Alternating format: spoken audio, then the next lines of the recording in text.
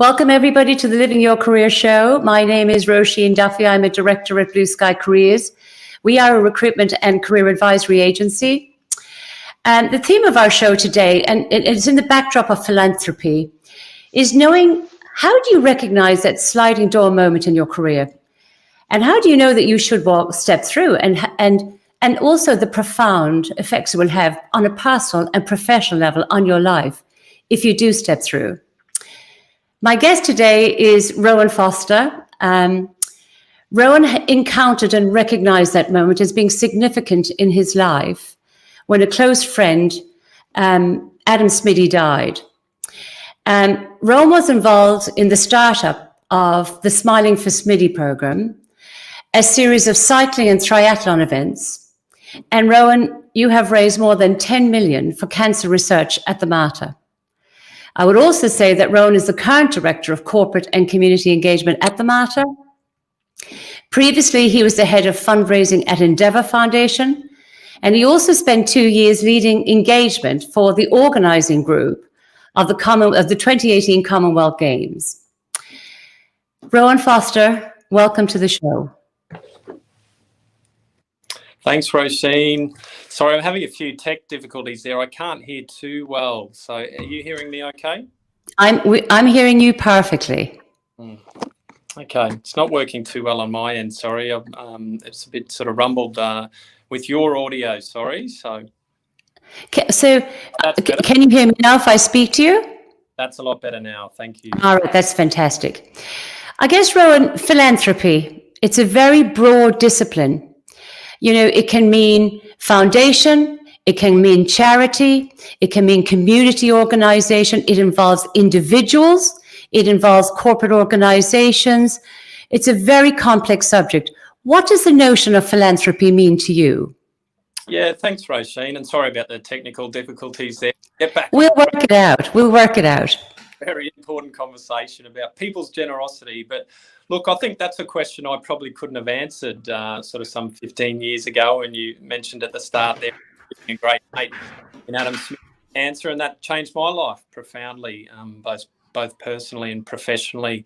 So over the last 15 years or so, I've come to see philanthropy in all its forms. And I think, you know, people tend to think of that big term philanthropist when you hear about those very big gifts. But, you know, philanthropy in all its forms, it's about generosity of time, you know, talents and treasures. So it can be anything within that. And it's really about trying to better the life of others. But one of the things, and one of my great mentors in my early career, he liked to derive back to the original Greek meaning as well. And it was all about the term love of humanity. So, you know, I think many great fundraisers out there connect with that. And it's really about, you know, identifying what that unmet need or community problem and trying to provide a solution for that. And I think that's something that a lot of people can carry forward in their own life and their own values and certainly what they aspire to. I think we all experience, you know, a lot in our life. As I said, I've lost many people to cancer in my life. There's a lot of that notion of philanthropy.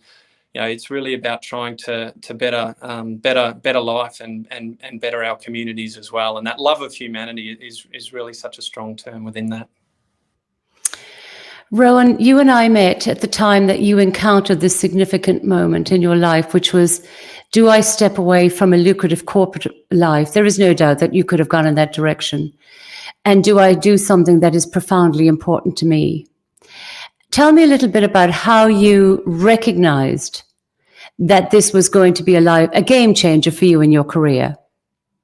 Yeah, I think it was just something that was deeply personal and emotional in my life at the time. I will say I don't know how lucrative a career it was going to be, but I was early stage, fledgling. Trust me, you were going in the right direction. But look, I think what I found early on, and I connected with some, you know, our wonderful beneficiaries around the Smiling for Smitty activity and the Mater hospitals and healthcare being one of those. And, you know, I was just fortunate to receive some great mentoring and development opportunities with some of those organisations as well, but Mater in particular within that. And I think, you know, fundraising and philanthropy is something from a skill set point of view, which, you know, just sits really well with me as a professional and my own skill set, those things around relationship development, connection with people and communication as well. And I think when you match that with the purpose and the passion side of things. I think for me, I think back, it was a pretty difficult decision at the time, and obviously something that I stewed on for a while there, and with family and close friends as well. But certainly, once making the decision, something that I don't regret for a moment. When you stepped into the world of philanthropy, was there an eye-opening moment that said to you, "Wow, this is a bit different to what I envisioned"? Because I think there's a lot of people out there that really have a keen interest in giving back, in having a career that matters to them. But there's a very big difference between the ideology of that and the practical outlet of that. Yeah, look, I think there's many rewarding moments. I mean, thinking back through my career, I think that transition into fundraising, philanthropy, I think about so many relationships and people in my life at the moment. I just don't see how they could have come into my life if it wasn't for that move into fundraising and philanthropy. So we've left a great legacy around a good mate that's passed away there in Adam Smitty, but so much and good has come from it as well. And I think there's many facets of fundraising, many different skill sets needed within that, and there's a lot of transferable skill sets as well. So I think it's a sector that continues to need good talent and good people as well. And we're continuing to see that. Everything that's happened over the last 12 to 18 months in an environmental sense, and COVID this year as well. But more and more there's significant community need, and fundraisers are at the front and centre with the generosity of their supporters in helping to solve that. You talked about the people that are required, and I'm thinking there could be a lot of people in corporate life. Can you hear me, Rowan? Yes, yep. Yeah. I'm thinking there could be a lot of people in corporate life, I'll come to volunteers in a minute, because they're absolute, they're just God save us, those people. But I'm interested to understand, how is the fundraising, if we look at drought, fires, floods, if we look at COVID-19, anybody who's working in not-for-profit at the moment, and particularly the fundraising or the broader philanthropic side, money is tight. And people, from an individual perspective, from a corporate perspective, from a government perspective, I'm just sort of thinking, where do you see the changes in fundraising, and what will that mean for the skill and the capabilities of those people that would now perhaps wish to join the fundraising sector? Yeah, definitely. And I think those big events you mentioned, like the heightened visibility of the floods, the drought, the fire, and that certainly led to some pretty amazing outpouring of community generosity, and some significant and amazing funds raised through those charities that were on the front line and trying to help those people that were impacted. But no doubt behind the scenes there within those charities were some very talented people, the ability and the agility to get those campaigns to market very quickly. There's some really job-specific skill sets there that are transferable. And if you think about things like even digital direct marketing from the commercial world, and what you might do for a banking product, for example, through to what you're trying to do to run an appeal in a digital environment as well, there's a really strong transferable skill set there. So behind the scenes of everything you see from the fundraising and not-for-profit sectors, people there, and I've been so impressed and blown away by the people I've met through the years that have, I suppose, either changed tact in their professional careers or moved through what are more and developing opportunities for undergraduate education and training and professional development for people to move into that world of fundraising and philanthropy as well. When you look at fundraising, and you're a director of fundraise, you do the engagement, the communication, and as you know, I've had experience of your engagement and stakeholder skills for the Smiling for Smitty campaign. I'm interested, how do you identify what is important when you have so many different facets? You're a director of fundraising. You're one of the senior people in what you do right now, inspiring the hearts and minds of the people that work with you and the people that you have to connect with to raise money for important causes.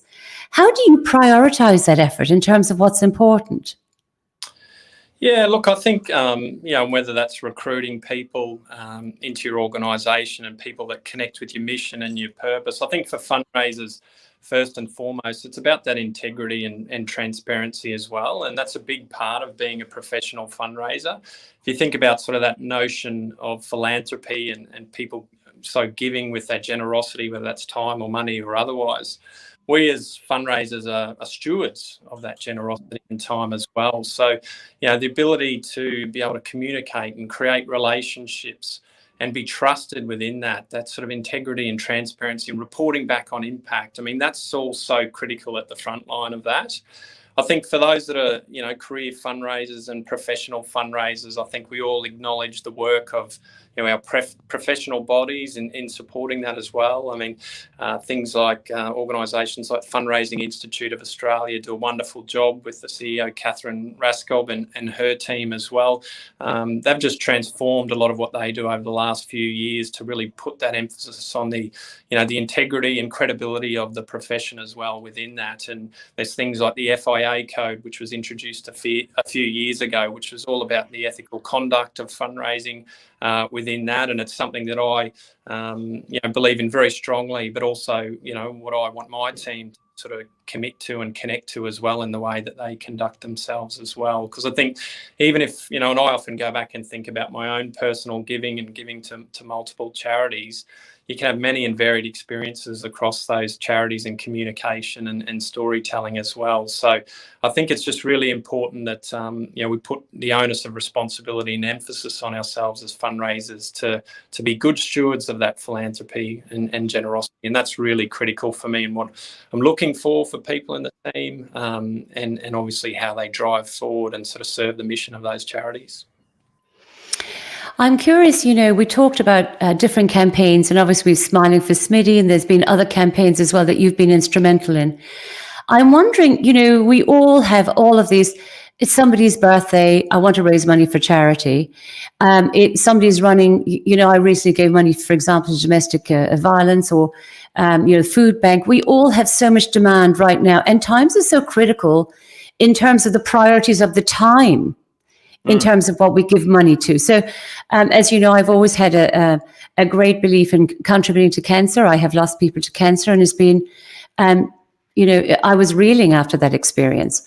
How do you, I suppose, stop people from growing numb and keep them captivated and engaged? Because it's coming into our phones, it's coming into our email, it's coming into it's coming through mail.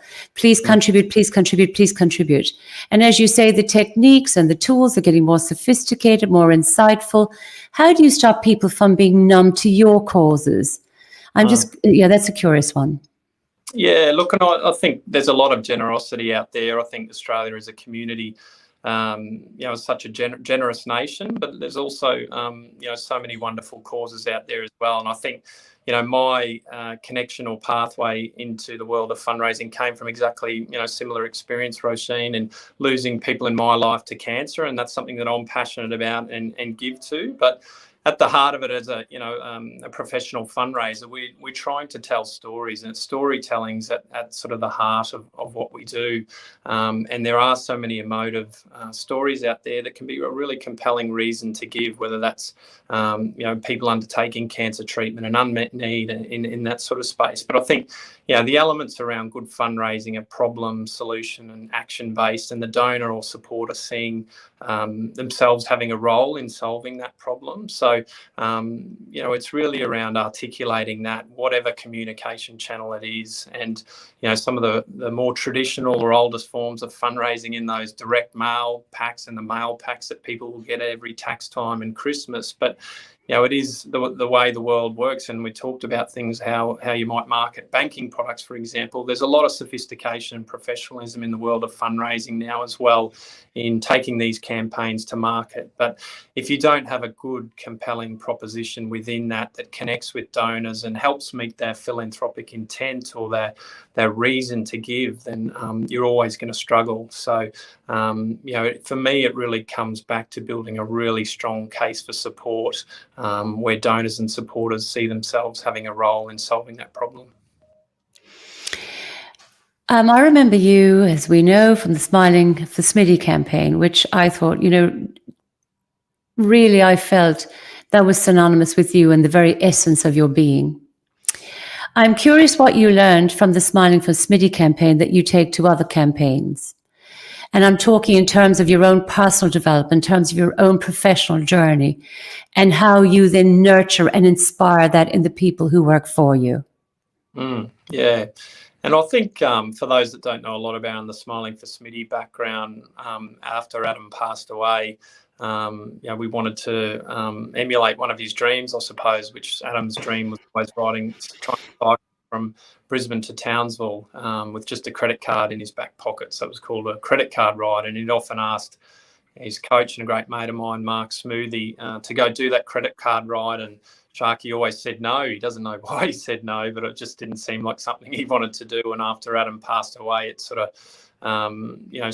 took that, that occurrence to really inspire Sharky to live out Adam's memory within that. But, that's afforded me amazing experience for many, many years there, taking groups of sort of 50 cyclists, cycling 1,600 Ks in 8 days, so 200 Ks a day, around that kind of thing. And I think what I learnt the most or valued the most out of that was connection to people and community, and understanding people and what they can achieve. I think so if I think in a professional context there, it really comes down to those things like never underestimating people and what they can achieve or what they've got within themselves. I think sometimes it's not until we're really challenged or pushed to our limits that people can respond in amazing ways. And I think I think about that in a context of cycling a bike, but also in a professional context as well, setting people, challenges in front of them and giving them something to aspire to and evolve and develop in their roles as well. So I think that's something I come back to and have conversations with team members about as well. Where do you want to get to? What do you want to achieve? Those kind of things are important conversations. And I think, there's certainly some parallels there from the early days with Smiling for Smitty. For those people listening to today's show, there may be people out there already who are thinking, I want to get into philanthropy. I mean, I certainly feel as I've got older, I think I probably in my 20s, I was an absolute capitalist. And I think as I've approached my 50s, I've become absolutely somebody who's very, very keen to support others, and particularly those in need. For those people that may be thinking, whether they're in corporate world, volunteer world, or starting out in their careers, and they've come to this point, this pit stop, I need to do something that means something to me. What would be the best tips you would give them in terms of, is it education? Is it trying to get experience? Do they need the experience in fundraising to get into fundraising? What would you say to them in terms of preparation to enter the fundraising philanthropy world? Yeah, I think, first and foremost, the opportunity is there. As I said, many charities and not-for-profits are crying out for great people. They want capability in people, as do many organisations and sectors, of course. But the great thing about fundraising is it's so often there's a transferable skill set, and we've touched on that a couple of times through the conversation already. But whether you're a great digital marketer in the commercial world is something that can do amazing things in the not-for-profit and charitable space, in driving campaigns, acquiring donors, and the success of cash giving appeals and those kind of things as well. I'm recruiting for a corporate partnership role at the moment, and what's great to see is there's a really good balance and mix between people who have direct not-for-profit and charitable experience and partnering experience through to people who've worked in sales and business development in the commercial world as well. And I think for me, it's about how do we look at that transferable skill set and see that they can be successful in a fundraising context as well. So, I mentioned before I had no real connection to fundraising and philanthropy before Adam passed away. So it absolutely changed my life and opened to my eyes, what you can achieve as a professional within it as well. And I think, more and more lately, see bodies like QUT, the Queensland University of Technology, that's not-for-profit studies. They've got an undergraduate business course in non-profit and philanthropy studies, and a lot of postgrad, and there's a ton of professional development opportunities. So some of the first points I'd just suggest to people is, start to understand and look at the sector a little bit more, reach out to people or connect with people, even in charities you may have given to in the past, and inquire with them as well. That might even lead to a job opportunity, always looking for good people as well. But, have a look at a potential mentor in the sector to transition that. Have a look at the Fundraising Institute of Australia website. There's a whole range of professional development and networking opportunities as well. So attend some events, meet other fundraisers, and do those kind of things. The more that you can sort of dive into the sector, I think you'll start to realise the kind of opportunity across. And I think, there's lots of different job bulletin boards and things around fundraising specific roles. So I think if you just get in a rhythm of checking some of those, you'll quickly work out that there's some opportunities or job specific skill sets that may align to you. It occurred to me, Rowan, fundraising is, to me, a weekend job, an evening job. You do your work from 9 to 5, and then you've got to get out and meet people, and your fundraisers are rarely ever happening, I imagine, between what we call our standard working hours. Firstly, I guess, when you decided to tell your partner, and now the mother of your children, this is going to be my career, because, that takes a lot of support, and that somebody's got to absolutely in their heart and in their head support you 100%. So I'm curious to know, how do you first manage that from a work-life balance perspective and still do the things that you need to do with your children and your partner? Because it is all-encompassing. Yes, and it would be remiss of me not to call out my wonderful wife, Roisin, for all of that. And Carlene's been a wonderful supporter for me. And I think, obviously, first and foremost, she knew Adam Smitty and that connection and purpose for me. So that, when my first foray, it was pretty easy to get that support from someone who loves you and backs you in the things that you do. But, I think, particularly in my area and heading up corporate and community space at Marta, there is a lot of that time outside of office hours. And a lot of that ties back to the many wonderful people in our community of support who are hosting events, doing activities, fundraising for Marta out there in the community. And those events are happening at, weeknights, weekends, all times of early hours, all times of days as well. So, I think it really comes down to, obviously how you want to connect with those people and the support that you want to provide them. And I think the other part of it is just, the flexibility to understand that you can work in a good place, a workplace that can support those kind of things as well. So, my team, for example, they're out there a lot from week to week at various events and activities. And, for me as a manager and leader of people, it's about just recognising the time that they give into that and making sure that they take some downtime and connect back in with their families. There's same situation to me, people with young families and they need to spend time with those families as well. So there's always the balance around that and the flexibility that a good workplace has as well. But, COVID's been an interesting thing as well. We've been able to do that and, work remotely and so on. And, whilst fundraising events have been significantly impacted, there's been a lot of generosity and giving from communities across Australia for a whole range of sort of reasons and continued causes and needs. So, there's always that sort of balance needed. But, I think, family first and foremost always needs to stay there at the top rung. I'm curious, and people would think about, you work for, I've known you since your days in government and elsewhere, but then you went to the Commonwealth Games. You were director of fundraising at Endeavour. And of course, you were at Marta and then went back to Marta. And I'm curious to know, how do you choose who you work for? And what advice, because fundraising in one camp can be very, very different to what it presents as in another environment. How do you choose who you work for? And I guess in that, what advice would you have for others in terms of if they're wishing to move in their fundraising career or move into a fundraising career? How do you select and why do you select? Yeah, look, and I'm glad you raised the Com Games role as well. I think I was sort of, certainly saw myself as a career fundraiser, but I had a unique opportunity to go and head up stakeholder engagement for the organising committee for Commonwealth Games. And which was held in 2018. So I spent about 2.5 years there. But I think and part of the reason of diverting or jumping over to that role was I'd always aspired to sort of work on those big scale sporting events. I've been very passionate about sport, and did my internship at uni in comms with the Queensland Rugby Union and that side of things. So I always was very interested in that. And so I had an opportunity, and I thought, gee, this is another great sort of sliding door.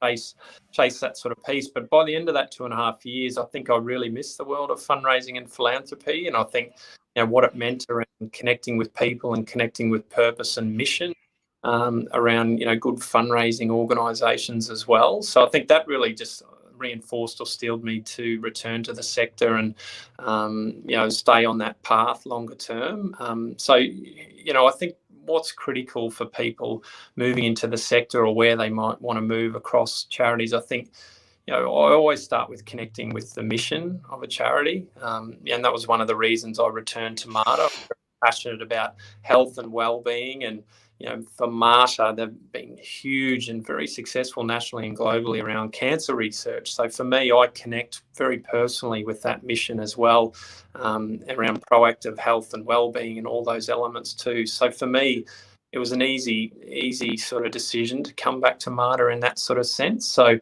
I think for people who are looking to enter into the sector, I think certainly, understand the mission and vision of those charitable organisations you're looking at for that. And the other part for me is ask the questions whether that's a director of fundraising or head of fundraising or a HR recruiter or a CEO, if you're the opportunity there, to ask about how they see the culture of philanthropy in that organisation. It's a really critical question that all senior fundraisers would ask, to really understand how engaged the broader staff, stakeholders, executive and board and those kind of people that are really important to the organisation is how engaged are they with the culture of philanthropy. And that's not just giving money.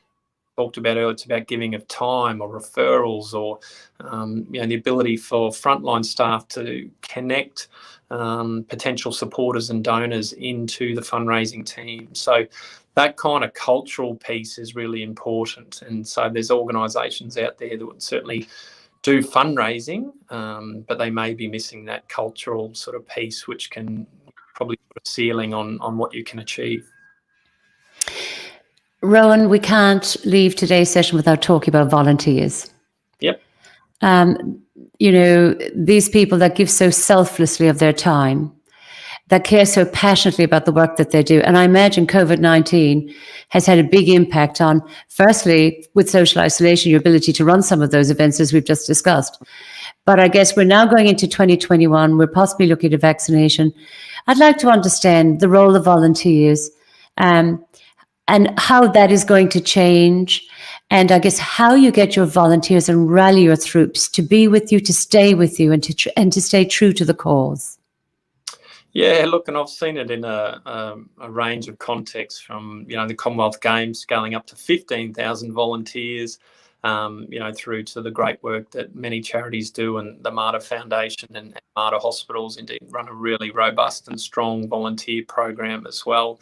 Volunteering has certainly been massively impacted, as everyone understands or makes sense of what COVID means to volunteering as well. And for us, a lot of physical events were impacted at Mater, but also volunteering across the hospital. So if you turn up at the hospital, there'll be smiling faces of a number of volunteers will get you to wherever you need to be. And if you've ever been to those big hospitals, it's easy to get lost. So volunteers play a pretty important and trusted role within that as well. But I think I was just speaking to a volunteer last week actually, and just got, I suppose, the news that they're sort of starting to come back more online here at Mater within the hospital as well. And I think just the level of happiness that brought them to connect back in that volunteering role, that can be a really big space for volunteerism in people's life as well. So across fundraising and the charitable sector, they serve any number of great roles and support for our community of supporters as well. From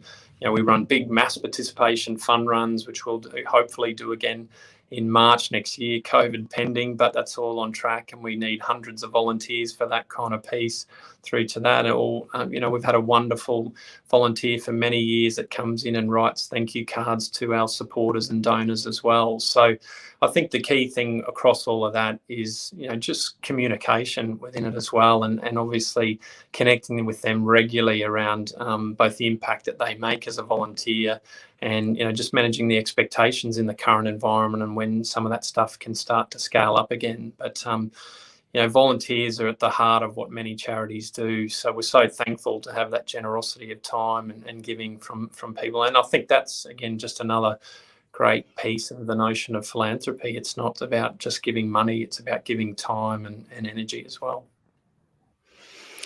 We're coming to Christmas, and a little goes a long way. And many people are in need right now. What would be your message to anybody tuning into this broadcast? What would you say to them? What is your Christmas message? And what is your hope and goodwill message for 2021? Yeah, look, I think, for Christmas, it's a time where there's a lot of different fundraising campaigns out there as well. But I think, it's about give as generously as you can. There's, identify the need that connects with you and your own philanthropic intent. And, if you can give generously. I know it's been a difficult year for many across our communities. But, that need hasn't gone away across our communities either, whether it's, cancer research or the disadvantaged and the homeless, or, the impacts of the lingering impacts of people and environmental sort of factors like the bushfires and so on. Charities rely on that generosity, and there's always those sort of peak periods where, like Christmas campaigns, are so important to the continued success and helping to achieve that mission as well.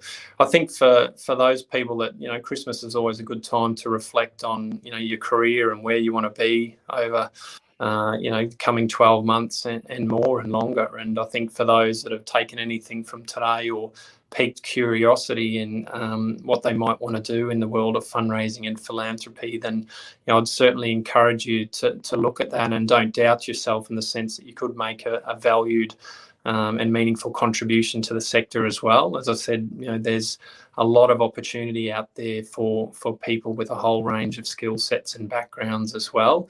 It's not always a typical pathway, an education pathway to move into the world of fundraising and philanthropy. It's growing and there's more happening in that space, but I think it requires more of a considered sort of decision, or actually taking time to think about what you want from your role and where you're headed professionally as well. Do you want that purpose? I've spoken to many good fundraisers through the years, and ask them what motivated them or got them into the world of fundraising, and it's a pretty common response to say I was seeking more purpose out of my career, and they've brought some wonderful talents and abilities into the sector as well. So the message for those that are considering what their sort of future career looks like, please consider it and have a look. I mean, I for one invite anyone to connect with me and have a chat if they want to explore what can be in the sector as well. There's many different facets in the professional fundraising world, and I think there's many people out there that can bring those capabilities. Rowan Foster, it's absolutely lovely to talk to you today, and thank you for sharing your insight. I think for anybody who's listening today, a little does go a long way, and there are a lot of people in need. So if you have that little, give it. If you have time, if you have resources, if you have the energy, exactly as Rowan said, make time for others this Christmas. And we look forward to 2021 with, great hope and positivity, because that's who we are. We're strong and we're resilient. The Living Your Career show is every Tuesday and Thursday, Brisbane time, 12 o'clock. This Thursday, I'm going to be talking about how to dust off those CVs and get yourself shipshape for 2021. So tune in. There'll be some insider tips and tracks on how you do all of that. Rowan Foster, thank you. Thank you for today. Thank you for your time, and thank you for your words of wisdom. It's been a pleasure to talk to you. Thanks, Roisin. Appreciate your time. Thank you.